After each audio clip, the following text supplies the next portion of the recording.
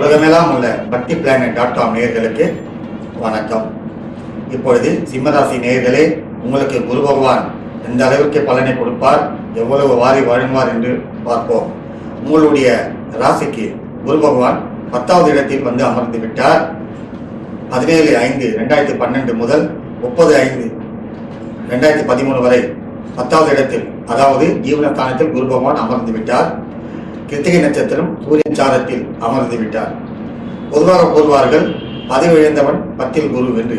உங்களுடைய ராசிக்கு அவன் பூர்வ புண்ணியாதிபதி, அது மட்டுமல்ல அவன் அஷ்டமாதிபதி. பூர்வீக புண்ணியாதிபதி 10ல் அமர்வது ஒரு பெரிய யோகத்தை உண்டாக்குவான். 5வது இடத்திற்குரிய குரு பகவான் உங்களுக்கு கேந்திரத்தில் அமர்ந்து விட்டால் நிச்சயமாக யோகத்தை கொடுப்பான்.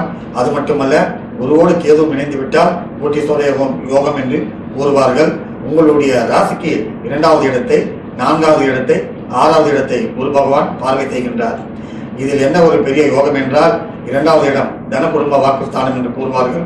குடும்பத்தில் சுபிட்சம் நடக்கும், உங்களுடைய வாக்கு வன்மை உண்டாக்கும், உங்களுடைய வாக்குக்கு எல்லாம் அடிபணிந்து விடுவார்கள். நீங்களே பார்ப்பீர்கள், 2வது இடம் வந்து தனஸ்தானம், குடும்பஸ்தானம், வாக்குஸ்தானம். இந்த ஸ்தானத்தில் குரு பார்ப்பது ஒரு பெரிய யோகத்தை கொடுக்கக்கூடிய ஒரு ஸ்தானம்.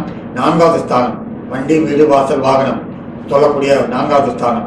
அந்த ஸ்தானத்தை குரு பகவான் பார்வை செய்கின்றார். இடப்பயிற்சி சிலருக்கு இடப்பயிற்சி உண்டாகும். அதாவது தொழில்துறை இருந்தாலும் இடமாற்றங்கள் கொடுக்கலாம், உங்களுக்கு வியாபாரங்கள் இருந்தாலும் இடமாற்றங்கள் கொடுக்கலாம். அது மட்டுமல்ல, வண்டி, வீடு, வாசல், வாகனம் வாங்கக்கூடிய ஒரு யோகத்தையும் குரு பகவான் கொடுப்பார். முக்கியமாக 8க்குரியவன், அதாவது குரு பகவான் 6வது ஸ்தானத்தை பார்வை செய்வதால், உங்களுடைய ராசிக்கு 6ஐ பார்ப்பதால் விரோதிகள் அத்தனை பேரும் தவிடு பொடியாக போய்விடுவார்கள். எந்த ஒரு விரோதிகள் உங்களை ஒன்றும் செய்ய இயலாது. அது மட்டுமல்ல, 6வது ஸ்தானம் வழக்கு, தொல்லை, தொந்தரவு கொடுக்கக்கூடிய ஒரு இடம். அந்த இடத்தை குரு பகவான் பார்வை செய்கின்றார். வழக்குகள் இருந்தாலும் வெற்றி ஏற்படும். உங்களுடைய ராசிக்கு 10வது இடத்தில் குரு அமர்ந்து விட்டான்.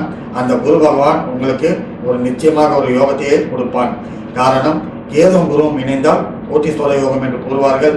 அந்த இரண்டும் இணைந்து 10ல் இருப்பதால் அந்த 10வது இடம் உங்களுக்கு ஒரு சிறந்த இடமாக அமையும். ஆகவே சிம்மராசி நேயர்களே, இந்த குரு பயிற்சி உங்களுக்கு ஒரு பொற்காலமான ஒரு நேரம், யோகத்தை தரக்கூடிய ஒரு நேரம். நன்றி, வணக்கம்.